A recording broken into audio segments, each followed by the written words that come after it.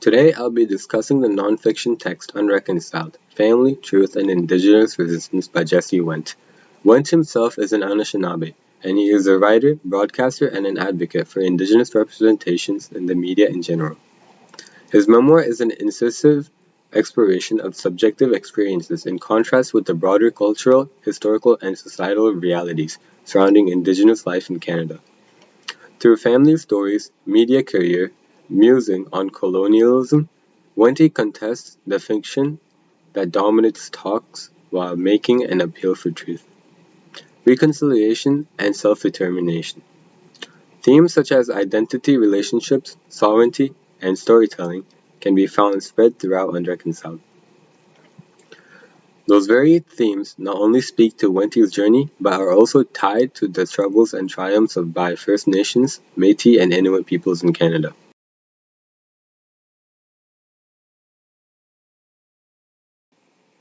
Wente's work Unreconciled deals very powerfully with themes of identity, intimacy, and sovereignty.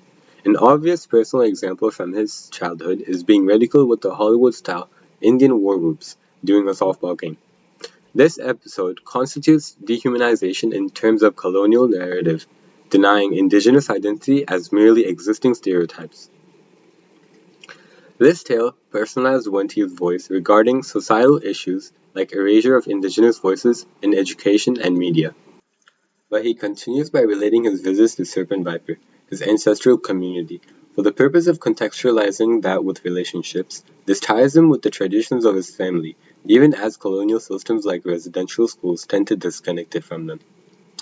Through his grandmother's story of forced assimilation at St. Joseph's Residential School and the struggles she endured despite the trauma, Wente brings forward the deep intergenerational impacts of colonial policies. These are the themes that ground Wente's call for indigenous sovereignty. He criticizes the systemic barriers of underfunded schools and continuing invasion of land and resources that bother indigenous communities.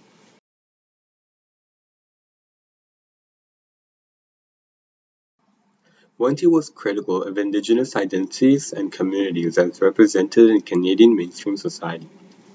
He said such representations, mainly created by Hollywood and colonial education, have perpetuated dehumanizing stereotypes of the indigenous peoples, such as stereotypes of indigenous peoples as savages in movies, which also aligned him in his childhood, reinforcing societal biases against First Nation, Métis, and Inuit peoples.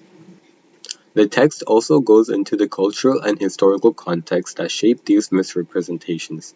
Wente describes how residential schools, like the one his grandmother attended, aimed to eliminate indigenous languages, traditions, and identities. His grandmother's story, being beaten for speaking her language Ojibwe and being forced to assimilate, shows how colonial systems stole cultural heritage from generations. In these stories, gender play a big role, as Wente highlights the sacrifices of Indigenous women, like his grandmother.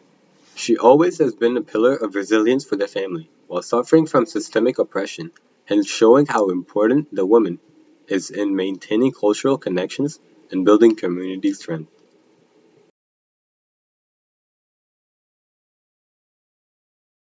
Wente's text is powerful, challenging colonial history in Canadian society. As Wente elaborates, Hollywood fantasies about Indigenous individuals have shaped perceptions among the people in often problematic manners that serve only to further reinforce colonial sentiments.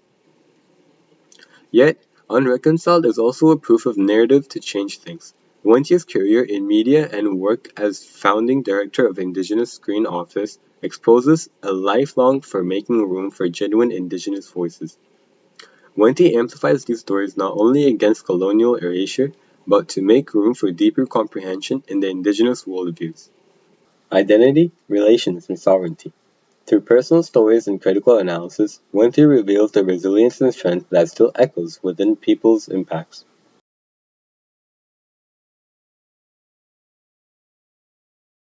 In conclusion, the book Unreconciled: Family, Truth, and Indigenous Resistance, written by Jesse Wendt, profoundly scrutinizes the issues of the Indigenous identity, its interconnections, and the concept of self-determination. Using personal stories, Wenty impacts the reader by describing the negative impacts of colonialism and how it silenced indigenous people, while media and modern society continue to fuel negative imagery of them. The analysis of family history, especially the depressing ordeal of Nora, his grandmother, who was in residential schools, paints a picture of how colonial policies affect indigenous people across generations. Wendy tackles these colonial narratives by suggesting the most important step towards reconciliation and societal is healing the colonial scars by reclaiming suppressed stories of indigenous people. His memoir, or rather self-constructive antagonism, is a manifestation of past oppressions, but also a manifesto of the future to come. When sovereignty is established and respected, people's identities are proudly embraced, and resilience is valued.